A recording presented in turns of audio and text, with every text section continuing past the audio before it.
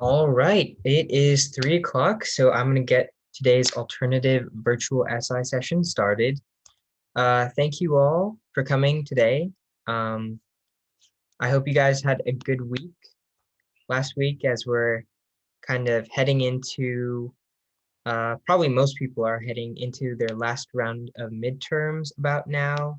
Or maybe if you're done with your last round of midterms, you're probably preparing for finals.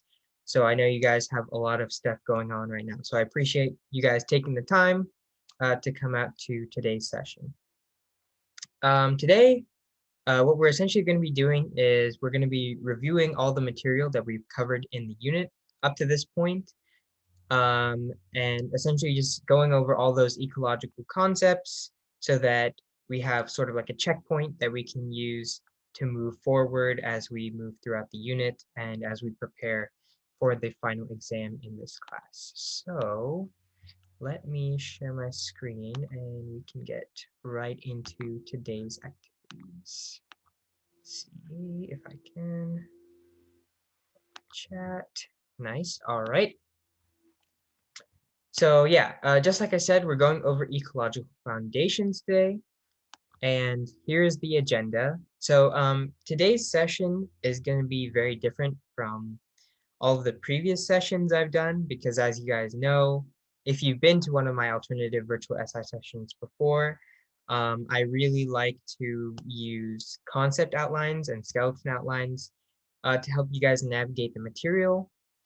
And while those are really good, ultimately it's less collaborative in terms of what you guys can contribute during the session. And so I really wanted to get more of your input on today's activities. So here is the agenda.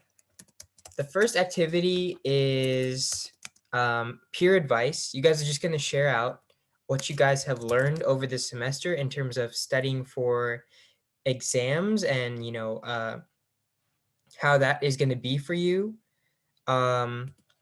And sharing out with your classmates what you've learned over the semester in terms of what are the best practices for studying the final exam. So not just all the different ways, but probably like the more effective, more efficient ways that you've found you can study for exams. Then we're going to get into the main activity, which is ecology TEV, T being terms, E being equations, and V being visuals, all of which have been very important this past week. So we'll break down the material by those three different categories. And we'll just talk about all the important stuff that falls under each one. Finally, we're going to do a joint outline. So I've tried in past alternative virtual SI sessions to get you guys to do an outline on your own, but I've always been pretty bad about managing the time, and we've never really had the real amount of time to get that done. So that will be there for you, and I have set aside time today so that we will be able to spend a decent amount of time on that, and we'll be able to do that properly. And then finally, we'll have the regular 5-minute Q&A. So yeah, that's pretty much the plan. As far as the extra credit / bonus points go, I will share them with you guys at a random time during the session. As long as you attend for 30-ish minutes, that probably qualifies you for the bonus points, but you have to be here during the session if you're really going to get those bonus points, because I'm not going to share them afterwards. What I will say is if you're not here when I share those bonus points out with you guys, you could just watch the recording and you could get the bonus points then, because the bonus points for this portion should be available till you guys take the final exam.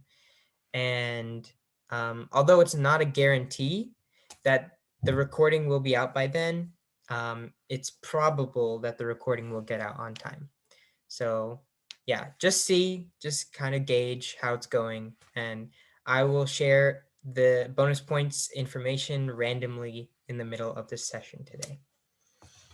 All right, and for those of you who have not been to alternative virtual SI sessions before, these are my expectations for you guys in terms of what you should expect of me and what I expect of you during this session time. So just briefly read over that on your own if you don't know the rules already, and if you do, that's great. And I'm going to share the docs with you guys right now. Sorry, not the docs, the slides, which I will need you guys to hop on because we are going to do editing, or you guys are going to do some editing. So it is good if you guys get on these slides, and obviously if you have the slides, you can read over the alternative virtual SI expectations on your own if you need to. All right, so I hope that works for everyone. With that being said, I'm going to jump straight into the first activity, which is the peer advice activity. So just like I said before, you guys are deep into the unit. At this point, you should know how you study best, what the most effective strategies are, kind of having trial and error with 3 exams already. So in this little box here, I just want you to share out what your best strategies are, because I think, some students could benefit from potentially new approaches to studying that you might have that they don't know about. And so if everyone shares their different ideas, it could be a very good, comprehensive way of, allowing people to look at preparing for the final exam in the best way possible. So I'll just give you guys about till 3:10 to hop on this slide, create a bullet point where you put down a idea, a suggestion, whatever you'd like. And at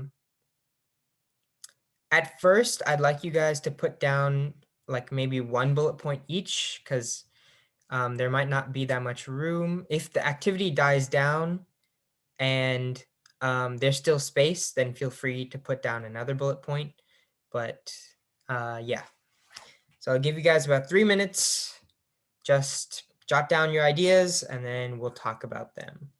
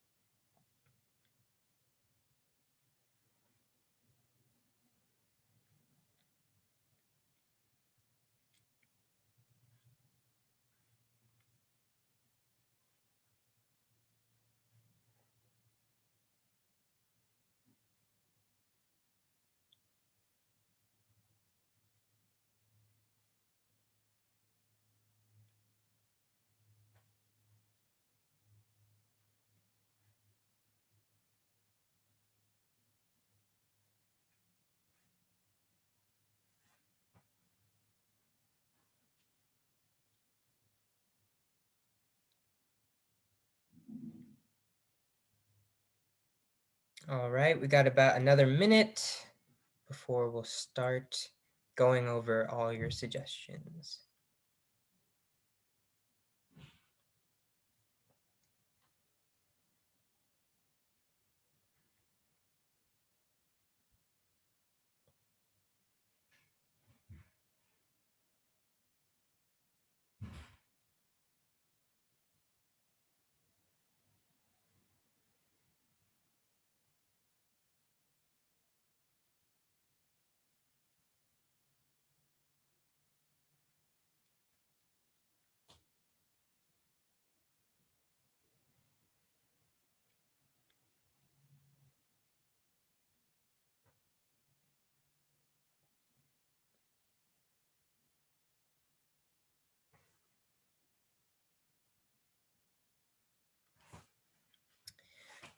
All right, so 3:10. I saw a lot of bullet points about, re-watching lecture, going back and taking more thorough notes, um, and also highlighting important concepts. I think that's really good. Um, the first go around for, a lot of lectures, even though we have synchronous lectures, I think students can tend to zone out sometimes. So just going and rewatching the lecture definitely helps, you know, synthesize material and ingrain it in your mind, and making sure that you jot those second watch notes down and highlighting those important concepts. That's really good stuff, because that makes sure that you're focused on retaining the information in some form factor or another. Creating your own real world examples, that's really good. So that's taking the information that we've looked at and applying it in a new context, or at least in a personal context. That's really great. Looking at mock exams, that's practice, right? That's really good. Find YouTube videos on topics you're weak on, right? There might be more context in a video from Crash Course or something like that that might be helpful, because it simplifies the information or explains it in a different way. That's always really good. Making a cheat sheet, that's always fantastic. I always talk about making a cheat sheet because in this class, at least in this virtual setting, you guys are given the ability to take exams, open note, open book, open internet. So definitely having a cheat sheet where all your thoughts are organized makes the exam a lot easier to handle. And then I see go to office hours to clarify any confusion. That's also really great. I know Dr. Wilkin definitely encourages people to go to her office hours, and she's always happy to answer any questions you have in depth as well. So, yeah, these are all really great ideas. And we have plenty of time in this unit still left where we can all take advantage of these ideas. And obviously, not everyone is gonna, agree with all of the suggestions here. They're not going to be able to do all of them, or not all of them are going to work for you, but at least some of them definitely can and definitely should be implemented while you're preparing for the final exam. So these are all great suggestions. Thank you guys for putting these all up there, and hopefully that helps someone in here or someone watching the recording to prepare for the exam a little better. All right, so we're going to move into our main activity now. So just like I said, I wanted to break down everything we've learned so far into ecology terms, equations, and visuals. So ecology terms, what are the most important key terms and concepts that we really need to know? We don't need to define them here. We'll talk about their definitions, but I just want you guys to make a list of what the ecology terms are that we really want to know. Uh, and these can be for any of the 3 lectures that we've already gone over. And then based on that, we'll talk about maybe which ones are more important, which ones are bigger picture, maybe which ones have a lot of detail to them, all that sort of stuff. And we'll sort that out once you guys create a list. So similar thing to the peer advice thing, and that's going to be similar for all of these following activities and slides. I'll give you guys a little bit of time to hop on the slide, add your suggestions, and then we'll just talk about them pretty briefly and go over them. So I will give you guys until 3:17 to add to this slide. And obviously work together. If someone has a concept up there, you don't need to put it up again. Put up a concept that hasn't been done already.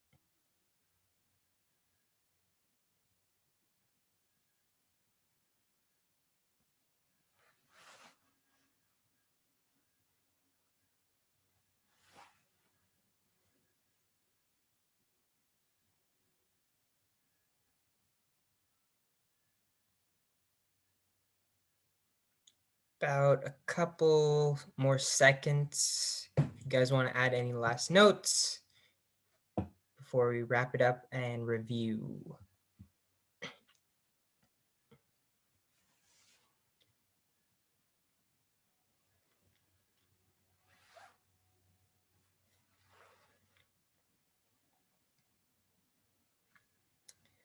All right, so looking at stuff that's probably more from the population ecology lecture, we have terms like carrying capacity, exponential growth, and logistic growth, as well as technically meta populations, even though Dr. Wilkin didn't get to cover that in the actual lecture. She had to make a separate video for that. But that is also part of that.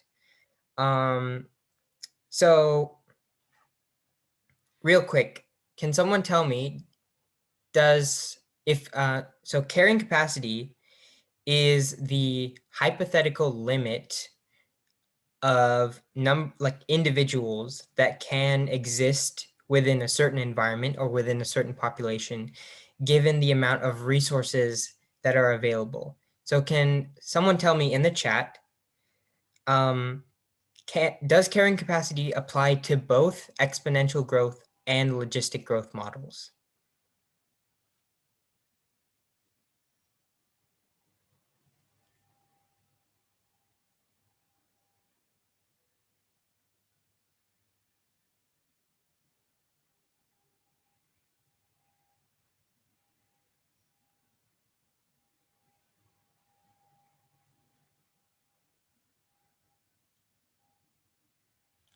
See, someone said no, it only applies to logistic growth models.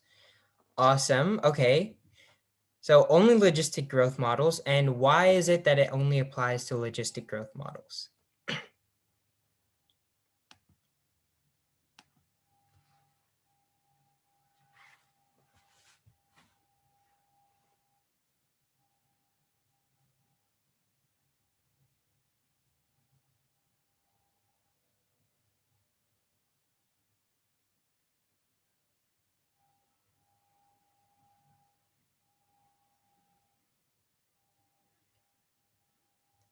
No limit in exponential growth. In logistic models, growth gets smaller. Yes, so both of those things would be true. In exponential growth, you're assuming essentially that you have infinite resources and therefore a population is able to grow exponentially or at an exponential rate. Whereas in logistic growth models, the growth gets smaller as you approach the carrying capacity because the logistic growth model takes into account how many resources are available to a population and how much they can sustain that population as the population approaches carrying capacity. So that's why it's really important that whenever you can, you should tie related terms together. So carrying capacity, tie that to logistic growth models, and those will be really helpful to remember together. And obviously exponential growth is tied to logistic growth because it's another type of growth, but it's just not as observed or not as often observed in nature as logistic growth because it's not really realistic. And then we have metapopulation. So if you haven't seen the video that Dr. Wilkin talked about, essentially metapopulations are different population groups that are close to each other in within a pretty similar range of each other and generally inhabit similar environments, but they are big enough and distant enough from each other that they are with their own separate populations of a larger group of the species. So that's what a metapopulation is, essentially like a close grouping of different populations of the same species. And so that's just some more explanation on that. Besides that, we kind of look into different biomes, what is able to affect them. Obviously, you should know the differences between the biomes. Just generally know how much precipitation a biome gets, what's the weather like, essentially. Those are both good things to know. Temperature, all important things to know about a biome because it tells you not only a lot about the biome itself, but also what creatures can inhabit that biome and what creatures have adapted to live in such biomes. And then someone said interspecific versus intraspecific. So it doesn't have to be the person who put interspecific versus intraspecific, but does someone want to explain what interspecific versus intraspecific means?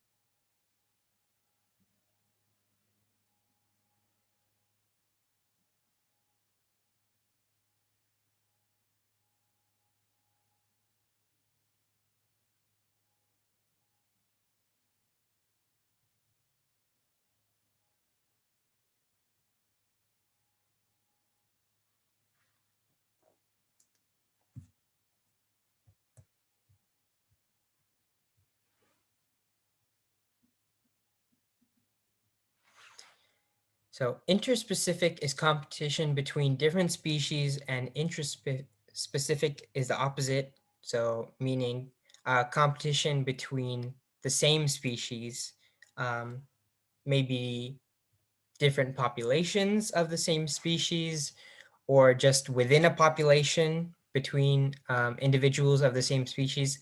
So yeah, that's another important distinction. There is competition, not just between species for resources, but also competition within, groups of species for mating, for resources, for territory, all sorts of stuff. And it's important to understand that competition is not limited to species to species sort of conflict. And understanding that really helps with taking a more realistic approach to the sort of function of any population within a certain community or within a certain biome, and seeing how they fit in, because they will also sort of uh, undermine each other oftentimes if there are competitive or territorial uh, behaviors within a species. And then another great thing that we should define is the competitive exclusion principle. So does someone want to give me an explanation for what the competitive exclusion principle is?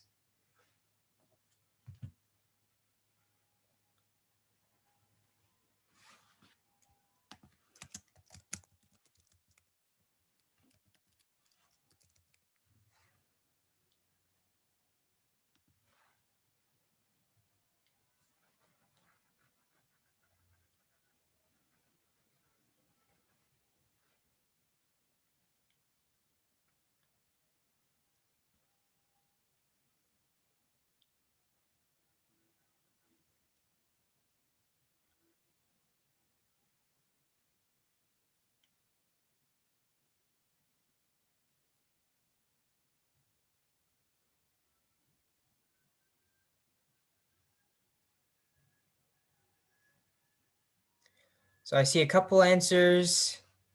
When two species compete for the same resource, but one goes to extinction, um, or how two species can't coexist when they compete for the same resources.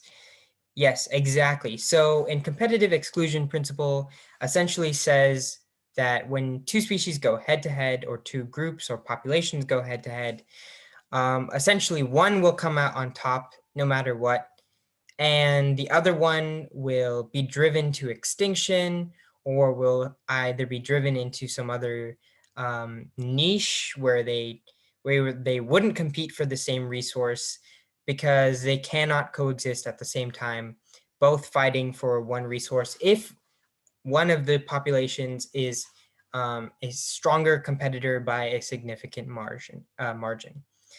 So that's another important thing to understand. And that really plays into the fundamental niche versus the realized niche, as well as types of interactions. Because in the fundamental niche versus realized niche, what you're essentially having is two species or two populations often competing with each other.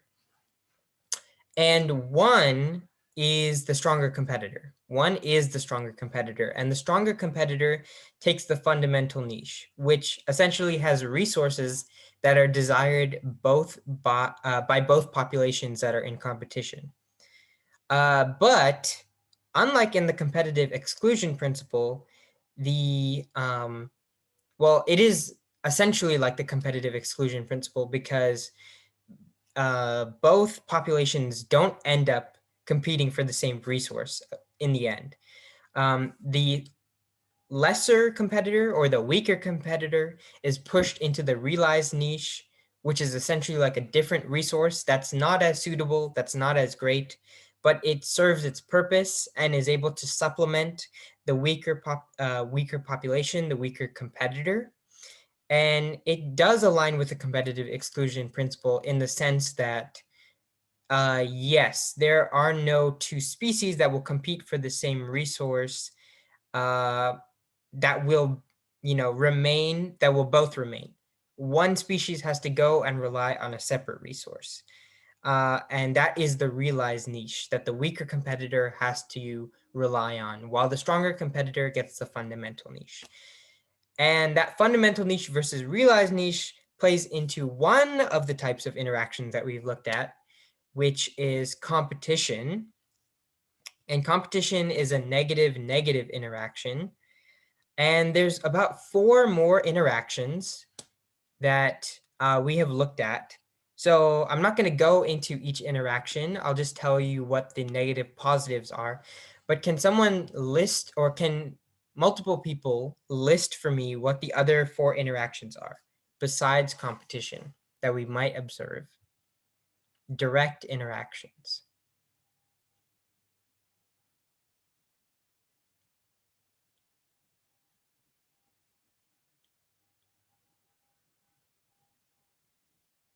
All right, I see commensalism, first of all. So that's one of them.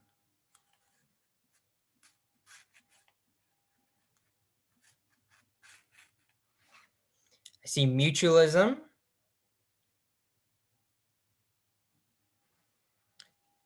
Predation/consumption. Both, yes, the same thing, just 2 different names. Both valid. That's good, that's good. So I got one more.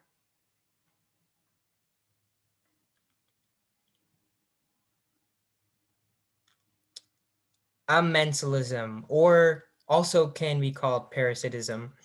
So yeah, just going over them real quick. Commensalism is a positive neutral relationship in which one organism or one species benefits, while the other one is neither benefiting nor harmed by the interaction with the other organism or species. Mutualism, both species benefit. It's pretty self-explanatory, or both organisms benefit. Predation and consumption, essentially the same thing. One organism or species benefits and the other one is harmed. And yeah, the most common example is consumption, predation, because obviously to eat, predators will consume prey and prey will lose their life. Amensalism and parasitism. So parasitism is the most common example of amensalism, where essentially you will have one species or organism that is being harmed while another species or organism does not really benefit from that harm, but is also not harmed by that interaction. So those are all the 5 interactions in total. And those are really important to know. They're not too hard to remember, but if you want to remember them, you know, like really quickly for your exam, it would be a good idea to put it on your cheat sheet. just put the name of the direct interaction and then put like a sign for each one between groups 1 and 2. So you could do 0 plus or plus 0 minus plus plus plus minus minus, so on and so forth, to represent the interaction, the direct interaction and its effects on the two groups that are involved in the direct interaction. Awesome. So this is a great list of ecology terms for everything we've covered so far. A lot of stuff that falls under these categories, and definitely whenever you have terms that are similar in scope, definitely try and tie them together as best as possible, relate them as best as possible, because that helps solidify that relationship between these different concepts. And that makes it easier to remember things during the exam if you don't want to crowd up your cheat sheet with like every single definition. All right, so we're going to move into the next part, which is the ecology equations. So there were a couple equations that were introduced to you guys in the population ecology lecture. So I'll give you guys about 2 minutes to work on this one. It shouldn't take too long because there's only so many equations. But yeah, hop on this slide, add to the list of equations that we should be looking at. And if you don't want to write out the full equation, you can at least give the name for what the equation represents. And we can work with that. But ideally, we would have the full equation written out on the slide. So about 2 minutes, 3:35. Go ahead and put down all the relevant ecology equations that we would like to know so far.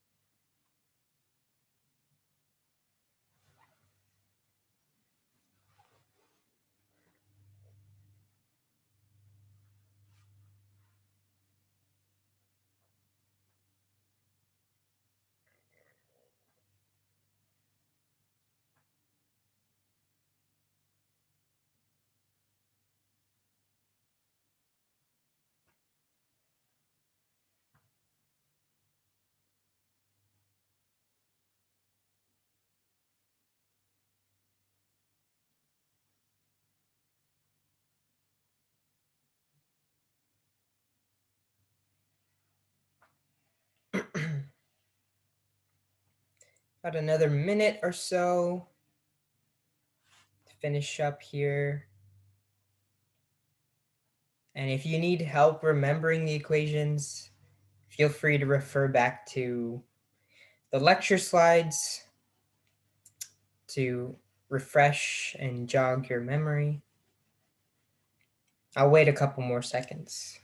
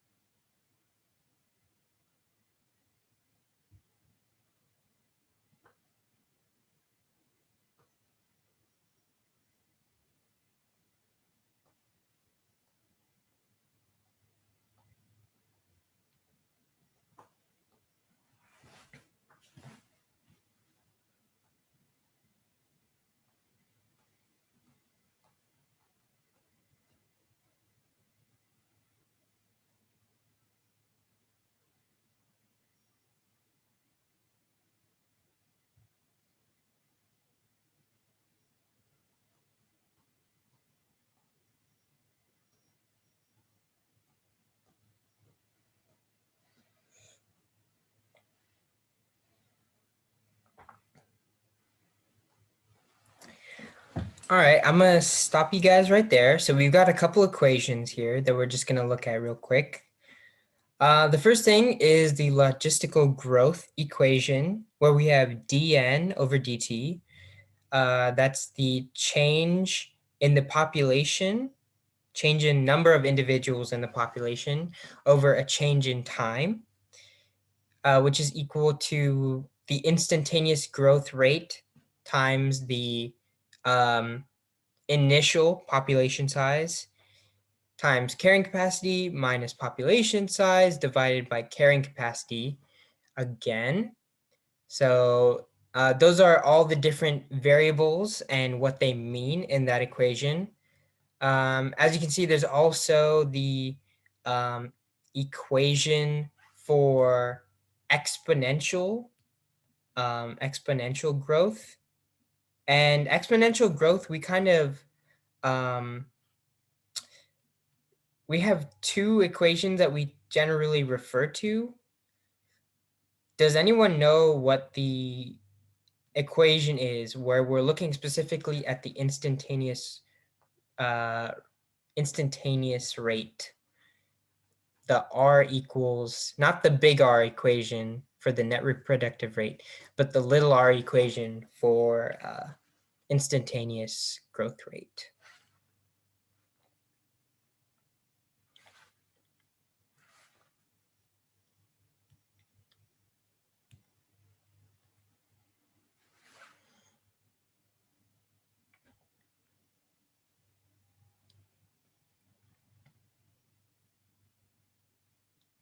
Birth rate minus growth rate. Yes, that is exactly right. So let me put it down here. So R would equal, capitalized for me. I don't want that. Oh well. R would equal B over N. B over N over D over N. Correct me if I'm wrong. I believe it's B over N minus D over N, correct?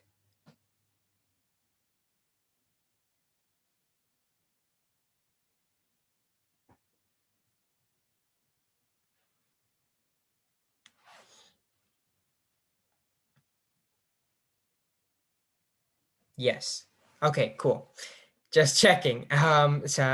So yeah, in this one, we're looking at the birth rate minus the death rate, which gives us the instantaneous growth rate.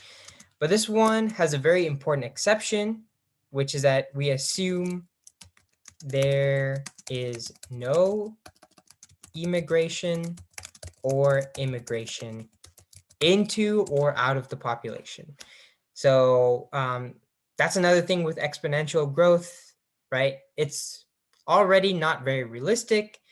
So not only are we not looking at a carrying capacity or a limit of resources that affects the population, but also if we're looking at this instantaneous growth rate here, we're also not looking at a population that has immigration or immigration.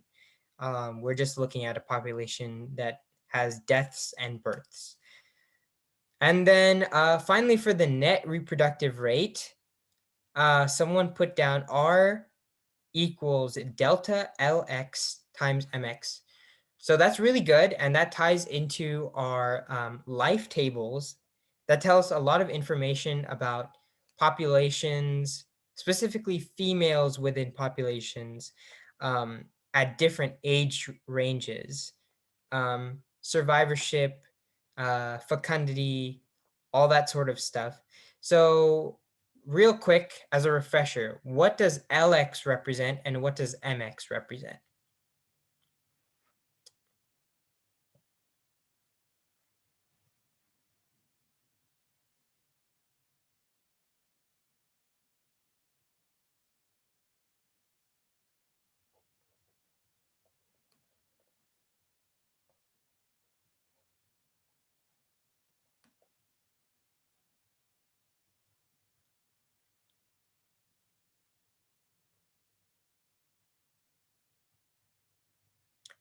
So LX is survivorship and MX is fecundity. That's really good. Yes. And yeah, X refers to the year that we're talking about. within the population and what group we're specifically talking about. So if LX represents survivorship and MX represents fecundity, what does LX times MX represent? The thing that we're using as a sum, or we're summing up all the values of to get our net reproductive rate of the population as a whole. What does LX times MX represent?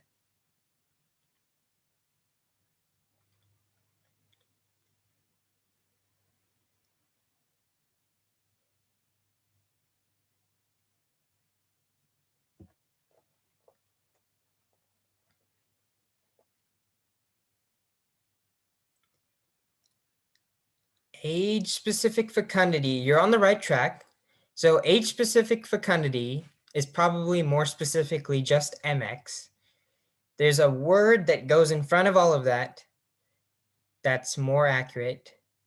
Growth of a population at a certain age, kind of, yes, but there's a specific word that goes in front of everything that kind of pulls it all together. Yes, average age-specific fecundity. It essentially balances out, how much survivorship there is with how much fecundity there is, to determine the average age-specific fecundity, which factors into the growth rate of the population, growth contributing factor of the population, and then ultimately the net reproductive rate when it's added up and summed up for the R value. And a quick thing to remember, if your R value is greater than 1, your population is growing. And if your R value is less than 1, then it is shrinking. That's a quick thing that you can easily remember, but it's very important. All right, finally, last thing, I'll give you guys about 2 minutes or 2 to 3 minutes. What are important ecology visuals? So I'm talking about like graphs, curves, tables. What are the important visual diagrams that we need to be able to interpret, look at, and dissect when we're talking about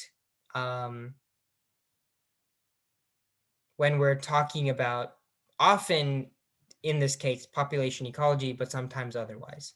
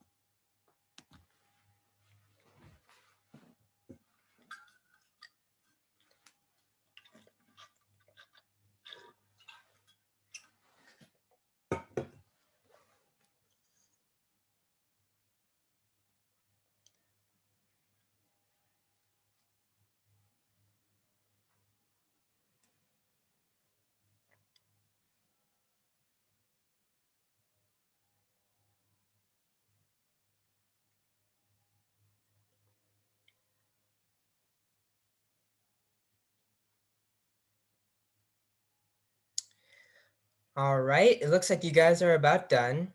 Yeah, so it's not necessarily a long list of visuals that we really need to be able to analyze.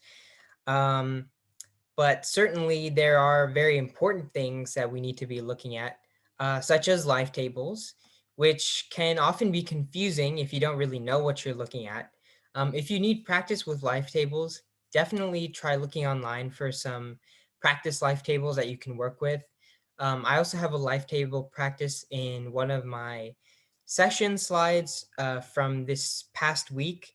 And when I upload my slides to the SI website, that will be available to you guys if you want to practice with that. Survivorship line types, you have survivorship 1, 2, and 3. That's a pretty easy one to understand. Just make sure that you don't mix up survivorship 1 curve with survivorship 3 curve.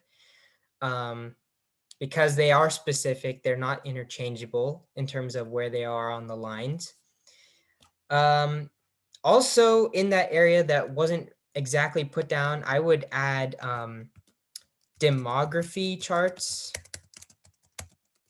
which were the ones that showed what proportion of individuals or how many individuals exist in a population at specific age ranges. And it kind of looks like a bar or a line with bars coming out on both sides. That is another really great one to read. We have fundamental and realized niche. So not only looking at a graph that shows the fundamental niche and then the realized niche together, but also maybe a visual showing where a particular population or species has foraging patterns that controls the fundamental niche, and where a competing species is pushed into a realized niche and therefore has distant foraging patterns. So being able to read that's really important as well. And growth models, I'm not really sure if you'll really be posed with visuals for growth models, but if you really need to remember, the exponential growth model is pretty simple because it's just like an exponential curve, just goes flat and then slowly becomes steeper until it goes almost vertical. And then the logistic growth model is kind of like an S, where it's flat and it becomes steep, and then it starts to taper off again as it reaches the carrying capacity. So it's like an S like that. And yeah, you don't really look much further into it. So those are all the ecology visuals that you really need to be able to analyze and remember. And as long as you have some inkling of how to handle them and how to examine them on the exam, you should be good, and you should be able to take in the information relatively quickly. All right. So before we jump into the final activity for today, I will give you guys your bonus points now. So let me put a text box that'll tell you what you need to put. So for the bonus points quiz, what you need to put down is, for the first question, all you need to put down is do not autofit. So for question one,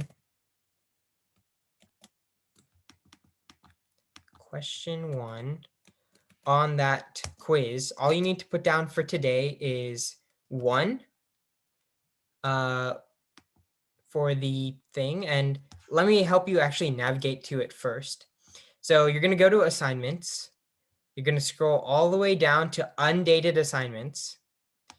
And then at the bottom of undated assignments, the very bottom of undated assignments, you should find SI bonus week 14.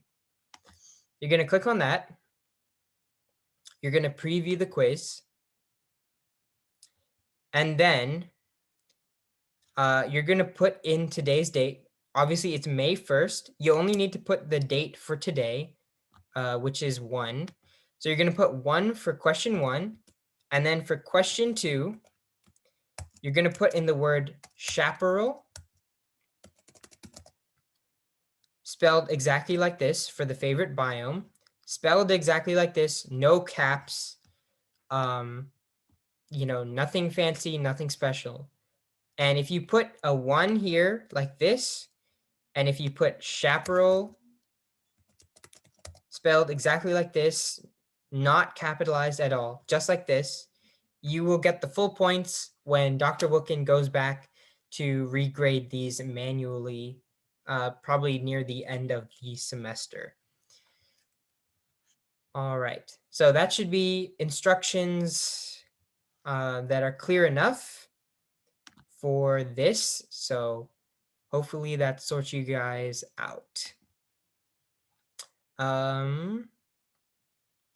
So if you have any questions about that, just leave something in the chat so I know that you need help with that. But I think it's pretty straightforward, so hopefully you guys don't need any help with that.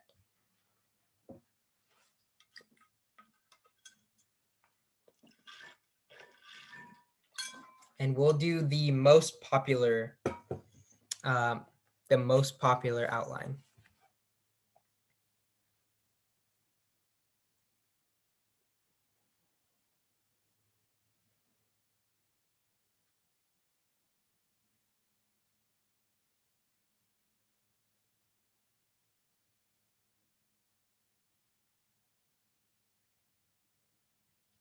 All right, I'll give you guys about another 15 seconds or so, the last few of you who haven't answered yet.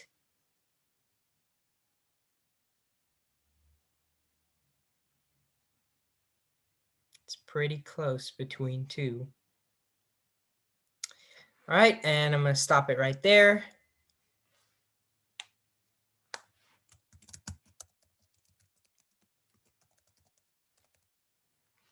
Any suggestions?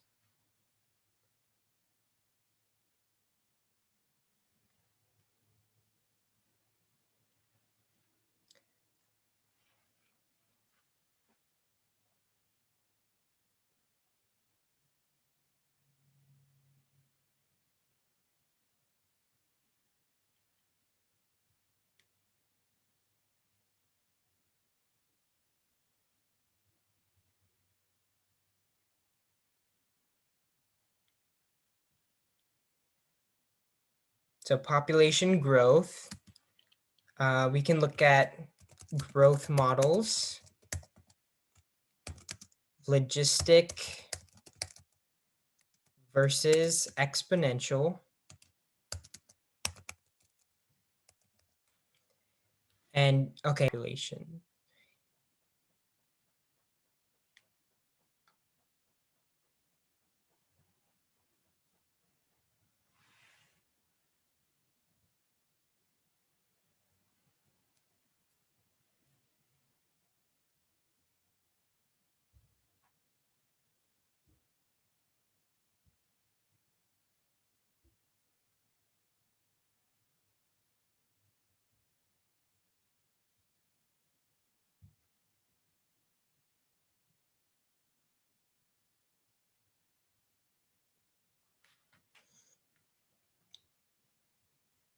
To add how we measure our population.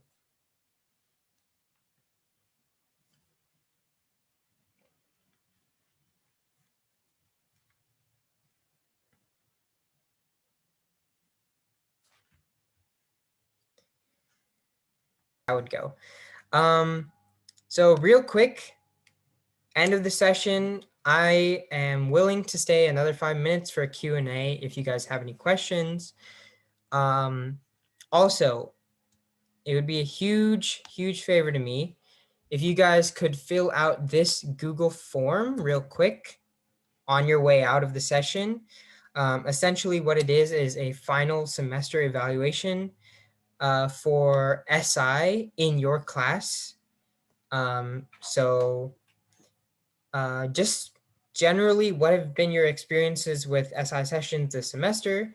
Even if this is your very first SI session of the semester, like what do you think of SI involvement in class? Stuff like that. Just give your honest opinion. And that really helps Jessica and I out, as well as Peer Connections, to make SI sessions more useful and effective for the students in this class and in other classes. So yeah. Does anyone have any questions before I end the session and let you guys go to enjoy your weekends?